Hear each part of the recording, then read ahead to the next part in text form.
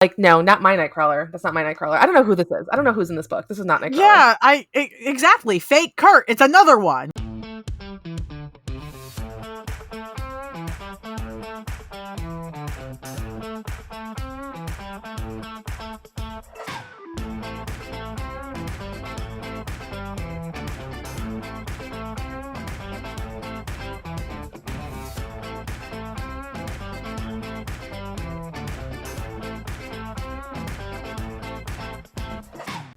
This is going to be an interesting one, guys, because, yeah, this is an issue of a comic that we are talking about today. I feel like this issue has more issues than other issues. Does that work?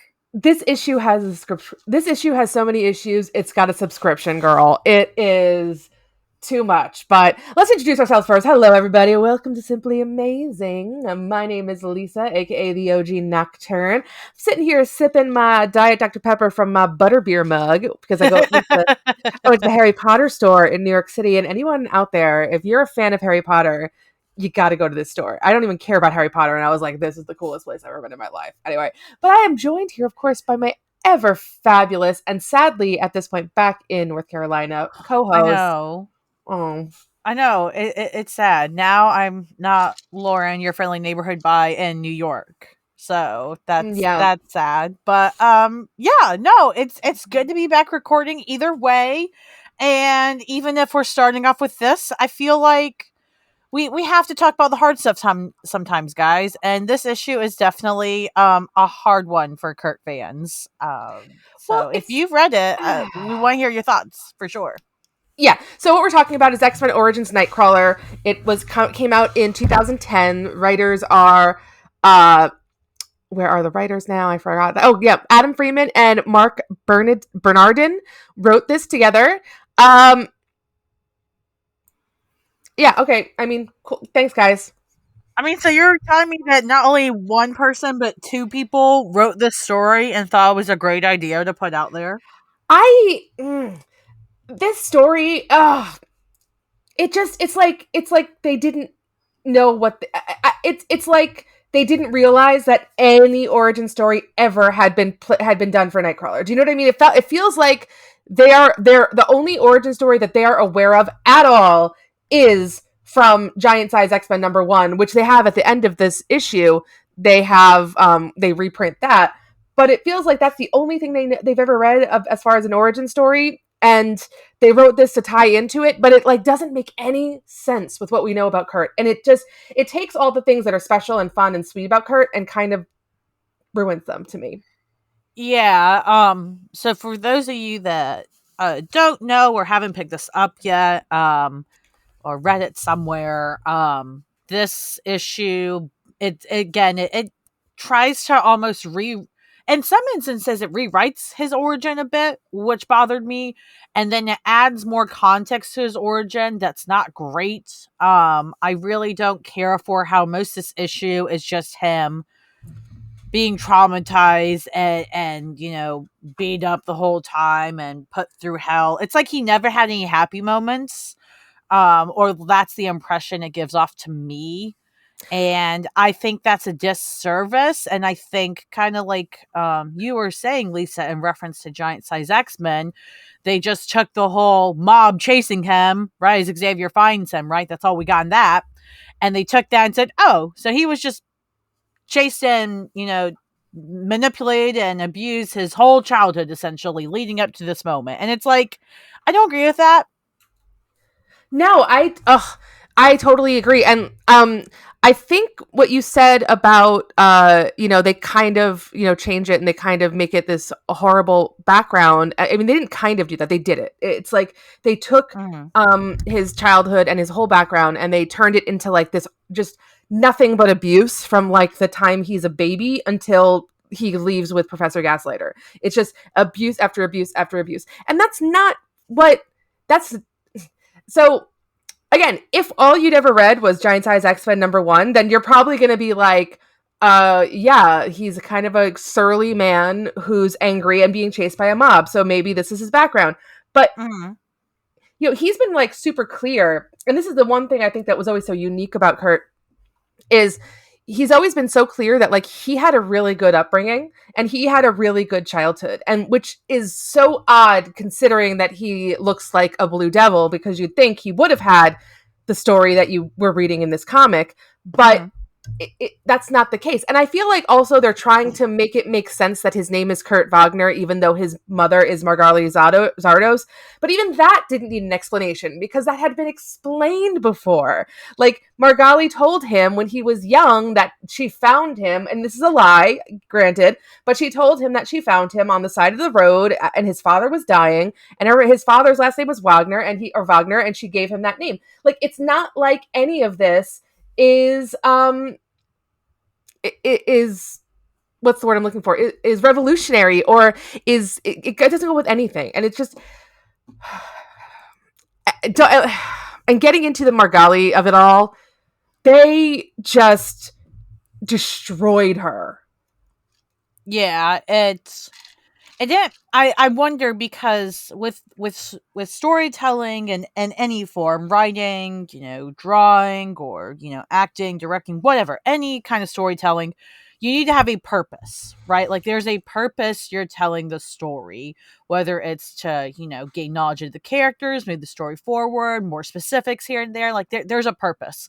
I don't understand what the purpose of the story was. Like, what was, if reading Giant Size X-Men #1, many people would already, just by that alone, like you said, right, assume that, oh, he was just tortured and treated like shit forever until Professor Gaslighter found him, then they're going to assume that without the story. So what was the point of this story? Why did they feel the need to reinforce that, or whatever? Like, what was the purpose of this? I don't think it was helpful. I don't think it added anything to Kurt. I think it took away from him more.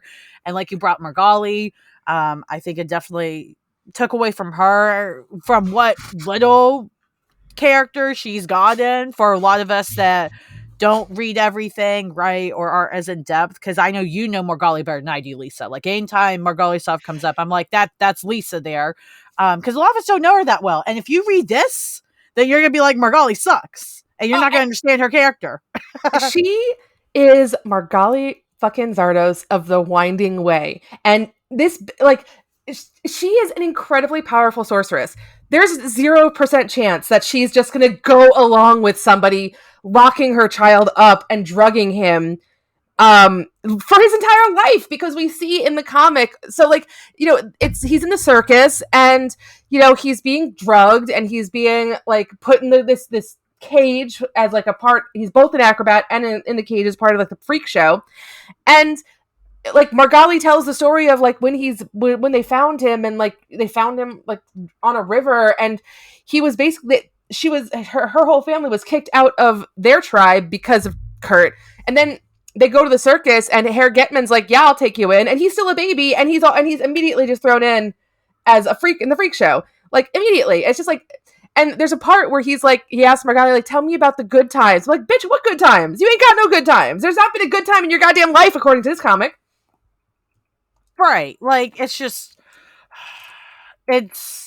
like they write her like she's so helpless and like stuck in this, like she has no choice. And like you said, like, she's fucking powerful and shit. Like, there's no reason. And there's no reason that she would have stuck with this, especially with her power. Like, what the fuck?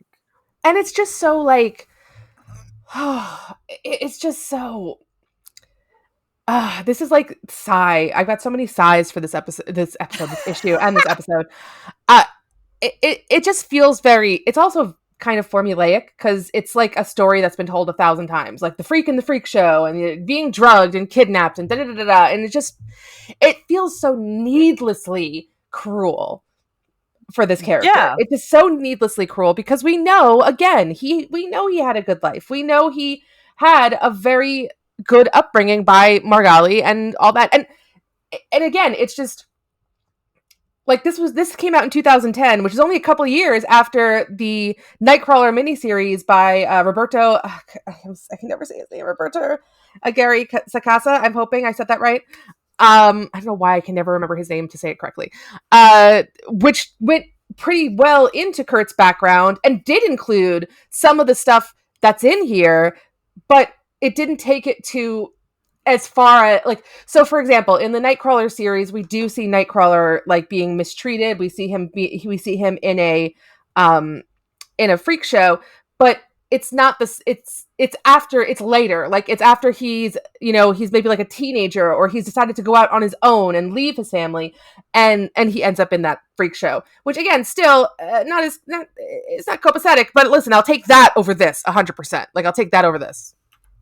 Yeah, and I think it's interesting because I think so a lot of the goodness in Kurt and his morals and stuff, they had to come from somewhere, right? Mm-hmm. And I don't believe that it came from some people may be like, well, but what if Hero's origin where like he was in a church all the time and religious? I don't agree with that. I don't think that's true because I think that it was just that weird thing where he got an adult and then in the 90s they wrote him as a priest and blah, blah, blah. But whatever. That weird shit happened as an adult. When he was younger, he had to get his good morals, his goodness, his balance from somewhere. And that wasn't just biological, which also you could argue he shouldn't even have that biologically considering his parents. Mystique and Destiny. Not that, Yes. whoever the fuck that red guy is. I don't know who he is, but. I've never heard of him before. I don't know him. Yeah, new phone. Who does? Don't know you. Exactly. Mariah Carey gif. I don't know her. But like, he had to get that from somewhere, and he had to learn those morals from somewhere. So there was a time where there were good things, and even when things weren't perfect, like you said, it took a while for them to get worse. So yes. Like, the fuck. And again, I just going back to Margali, I'm looking at this one panel where Getman's like, "Oh, this soup you made, inedible slop," and he's like screaming at her, and she's just crying and like, "I'll help you," and it's like, give me a fucking break. Again, this is Margali Szardos of the Winding Way. You cannot tell me for a second this bitch isn't gonna get all green with horns as soon as freaking Getman yells at her. I mean, come on. It's just.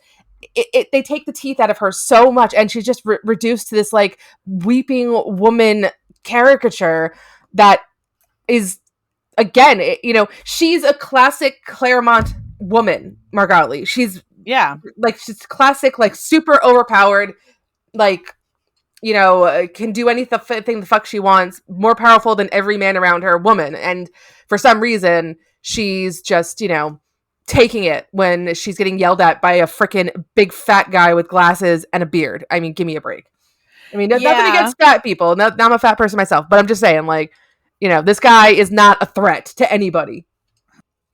No, he's not. And one thing I also don't like is that the way the story, because the story is so like, oh, poor Kurt, and wow, he was treated like shit, and everything's terrible. By the time that, Professor Gaslighter gets to him in this version, which one, isn't he younger here? So that's also weird when so again, that's where it's like almost they tried to rewrite Giant Size X-Men, which I don't like. I think that's stupid. And two, it makes Xavier look even more like a savior at this point, because it's like, wow, he's been treated like this for so long of his life, and he's also so young, so like he really needed somebody to save him. Like, he couldn't handle himself. His own mother couldn't. And it's like, no, I don't want Professor Gaslighter looking even more like a hero. Like, give me a break. Yeah, exactly. 100%. Totally agree. And I want to go to this scene where he's got a gun to his head, and this is where he teleports for the first time. Again, what the fuck? Like, they put a gun to his head, and he's like, yes, finish it. That... On what planet? Like, he is not a suicidal person. On what planet is he like, yes, please shoot me in the face, please. And then he teleports for the first time, which, again, completely rewrites, like, the things that are missing from his origin in this are things that are integral to his character. And one of them is him killing Stefan. That is integral to his character. That is, like, a very important part of his origin, because, that's what leads to Margali trying to chase him down after his 21st birthday. That's what leads to the whole Amanda Sefton situation. Like, this is a very integral part. And like Chuck Austen even wrote a better origin story for Nightcrawler, and that would back when he did the X2 comic. Like, that was even a better origin story than this, because at least it showed Margali as, I mean, she wasn't powerful, but at least she wasn't like rolling over and letting a freaking man take it, like drug her son. Give me a break.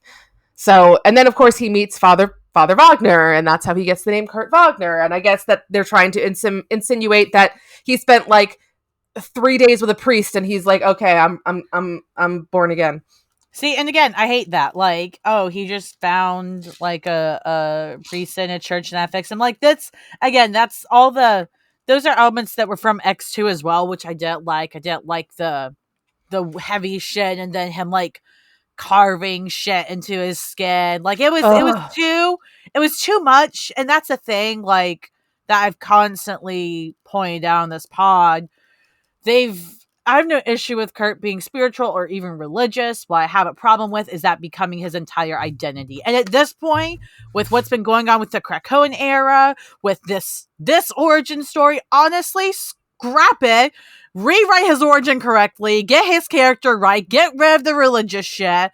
Like, let's get back to basics, guys, because this is ridiculous. Like, you know what? You talking about X2 actually made me think that they likely are basing some of this on his portrayal in X2, because the whole church thing is like the only Nightcrawler that like hangs out in a church as religiously, pun intended, as this one is the X2 Nightcrawler. Like, it's just, it's just, like I could see that as being part of it, is that, you know, there's that X2 connection.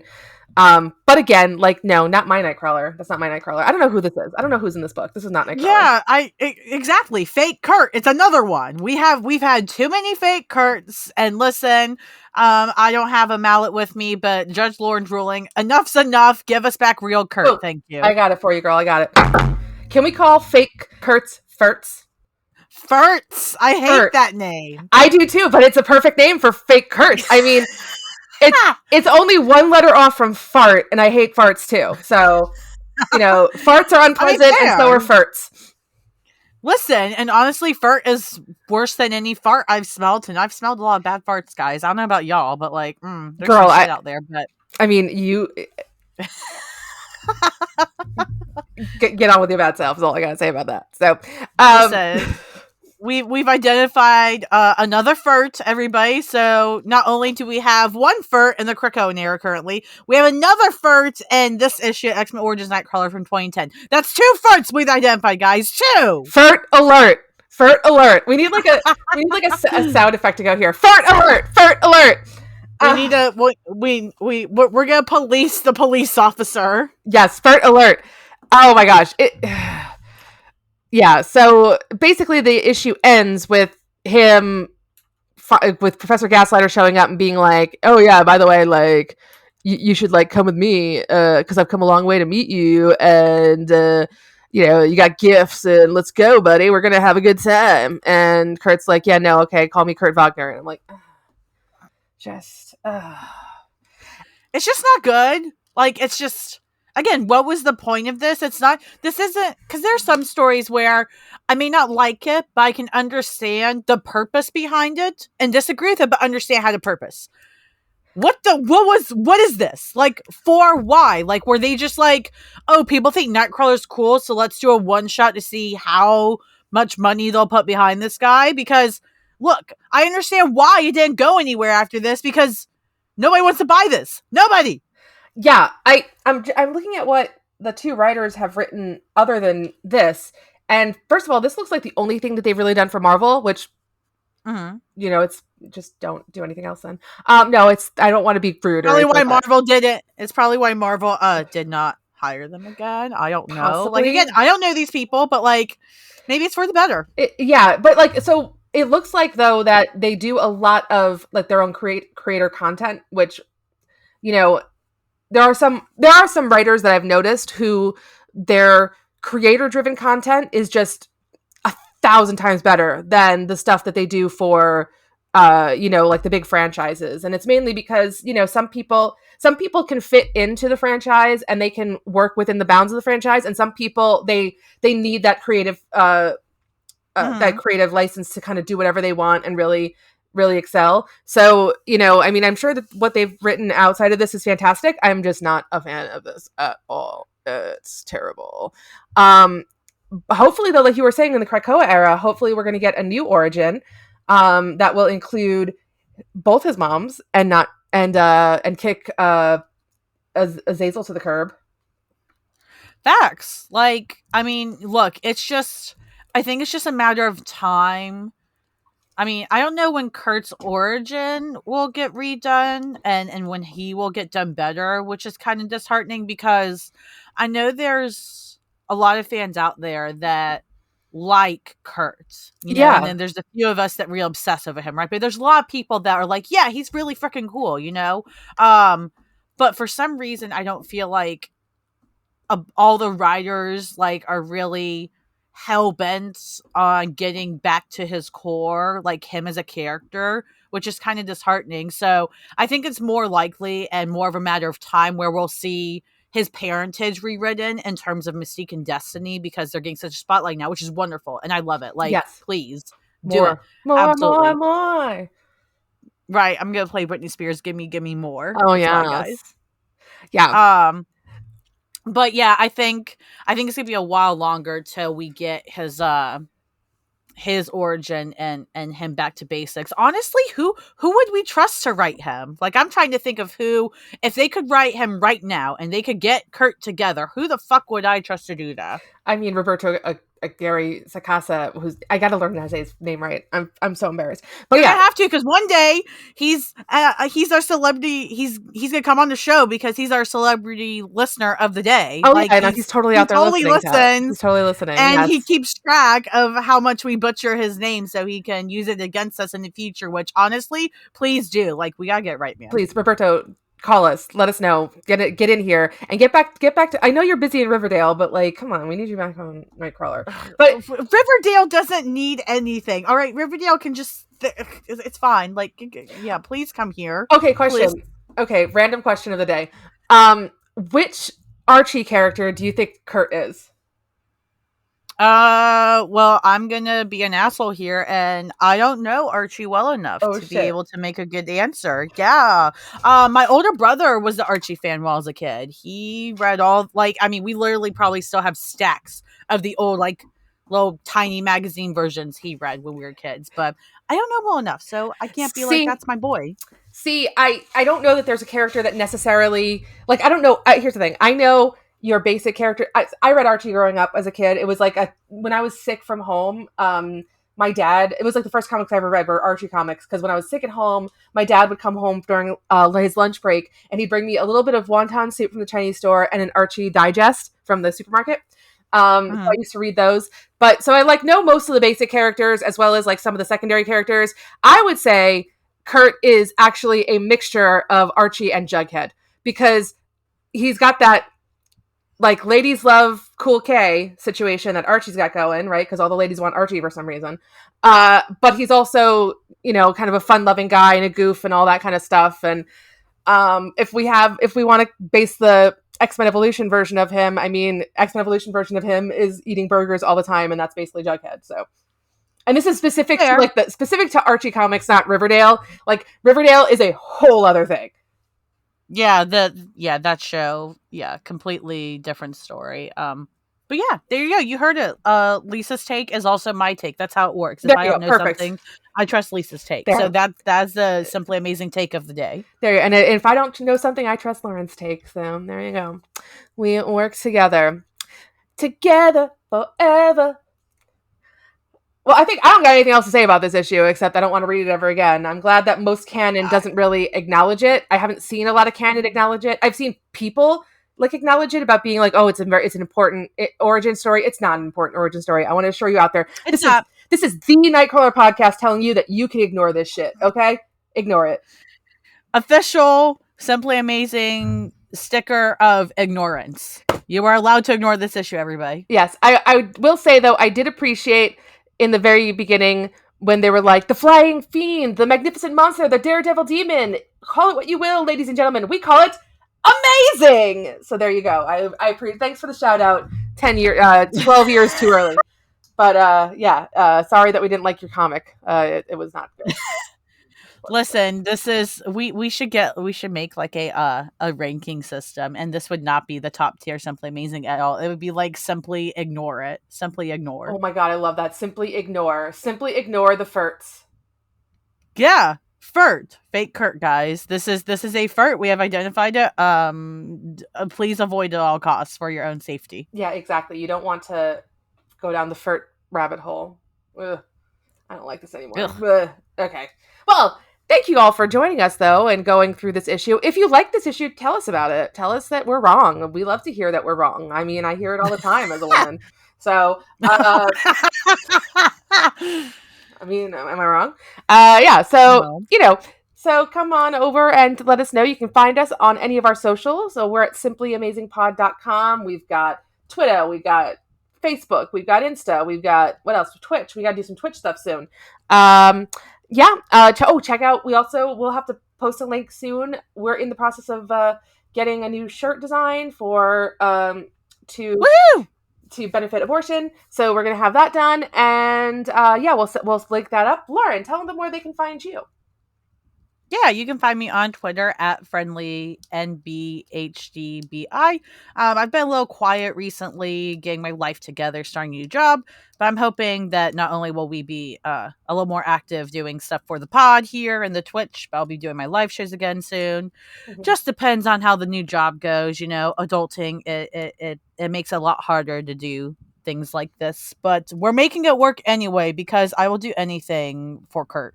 I would do anything for Kurt, but I won't do a furt.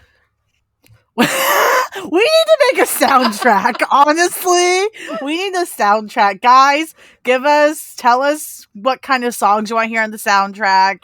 We'll come up with shit. It might ruin your life. It might be the best thing ever. You never know. Listen, if you come up with a song, I will make it about Nightcrawler. How's that? Like anybody out there, give me a song. I'll make it about Nightcrawler. It'll be a good time. I love it. Yeah. And, if you like us, rate us, review us, say hi. If you don't, keep it to yourself. We don't really need to hear about it. But, if you want to tell us you hate us, we'll listen to you too. Because you know what? It doesn't matter if you love us or hate us, because we hate this issue. But that doesn't mean that you're not simply amazing.